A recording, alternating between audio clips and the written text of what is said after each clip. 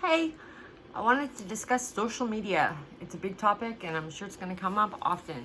But for today, I want to talk about the impact that social media has on development. When we think about it, our brains were not designed to have constant critique and constant feedback and constant switching. Hence, we have attention deficit disorders. We have given children technology that has given them access to constantly switching their focus, which has created an inability to sustain focus. This is a struggle that we're seeing in some of the kids' older generations. We're seeing in millennials more so than my generation, Generation X, but big time now we're starting to see it in this young generation. Due to the influence of shorts, reels, social media. And so I would really like us to start discussing social media and the implications of social media, because I personally do not believe that humans were made to have this level of feedback constantly coming back at us. I also personally, morally, don't believe in constant critique and comment, criticism, or judgment. I believe this has created a lot of mental health crises in our younger children and generations. And we're seeing a need for validation. We're seeing a desperation for adoration and for love and acceptance. And there's an idea that people's opinions somehow sustain you.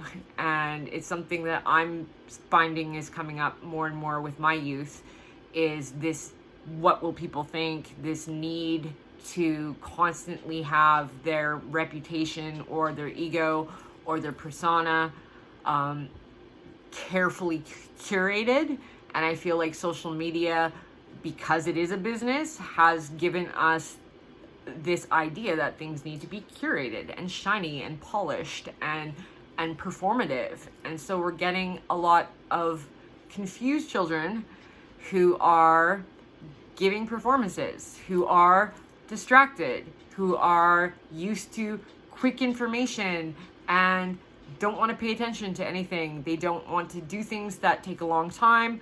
They're not learning life skills. They're not going outside and negotiating with other children how they're going to spend the day, how they're going to entertain themselves, how they're going to have fun. A lot of it is self-induced pleasure. And so again, we're seeing more people who are more self-focused, because spending a lot of time online makes you very singular, makes you very individual. So I avoided social media personally for quite a few years, and I obviously believe that it's harmful. What I am seeing, though, is that we have to meet people where they're at. And social media can be a tool if used with balance, and it can be a way to reach people in a medium that they're comfortable with and bring some positivity to the internet and hopefully share something nice and hopefully inspire some change. For my parents, I really want you to be monitoring your children and what they're doing on their phones, because trust me, it may not occur to you to look up bizarre dark web, school shootings, violent deaths.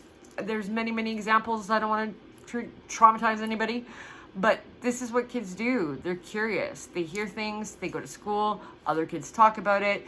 They're all on their phones. They look these things up. And then the algorithm starts building them a little rabbit hole of darkness and depravity.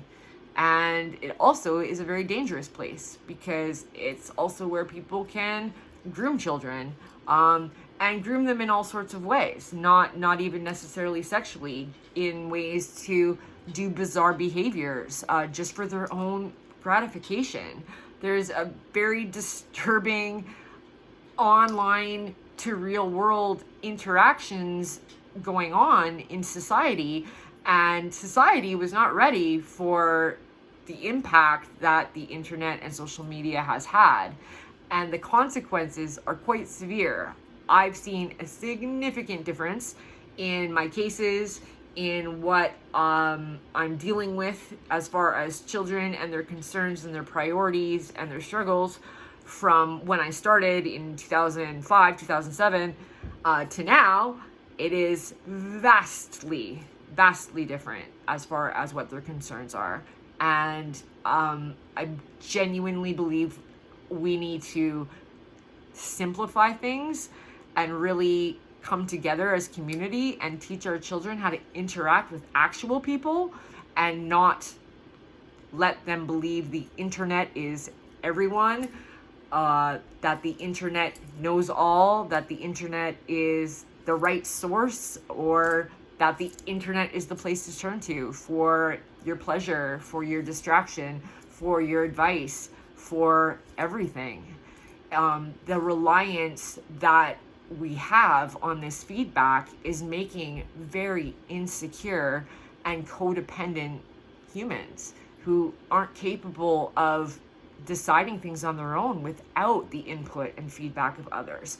And I'm seeing children constantly critiquing one another all the time, which is not the way it was 20 years ago. Kids, of course, always bullied and made comments. That's kids.